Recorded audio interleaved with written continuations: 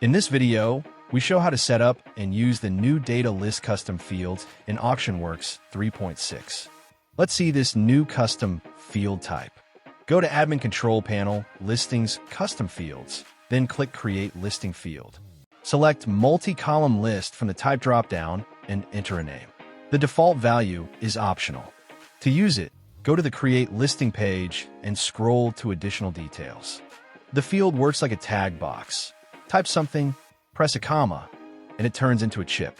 Each chip has an X to remove it. After the listing is successfully created, the same will be seen on the Edit Listing page as well. As you can see, the highlighted features, a type of multi-column list, are displayed as a list on the Details page. Thank you for watching.